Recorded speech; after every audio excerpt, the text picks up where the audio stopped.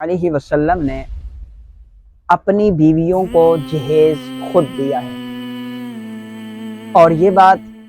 مختلف کتب کے اندر ملتی ہے کہ جو جہیز ہے یہ عموماً جہیز تو ایک رسم کا نام ہے، جو ضرورت کا سامان ہوتا ہے ایک عورت کے لیے اس کا گھر آباد کرنے کے لیے، تو وہ سامان ضرورت نبی کریم صلی اللہ علیہ وسلم نے خود اپنی بیویوں کو دیا ہے۔ آپ صلی اللہ علیہ وسلم کی کوئی بیوی بھی اسلام آنے کے بعد، نبوت کا اعلان ہو جانے کے بعد، کوئی بیوی بھی آپ صلی اللہ علیہ وسلم کی اپنے ساتھ جہیز کا سامان لے کر کے نہیں آئی ہے۔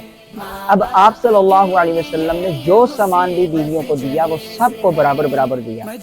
اس میں ایک چکی تھی، ایک گھڑا تھا، ایک چمڑے کا تکیہ تھا جس میں خرما کی چھال بری ہوئی تھی، اور ایک دوسری روایت میں آتا ہے کہ 2 چکیاں اور 2 مشکیزیں بھی ان میں شامل تھے۔ شرط جہیز آڑ ہے شادی بیاہ ہمیں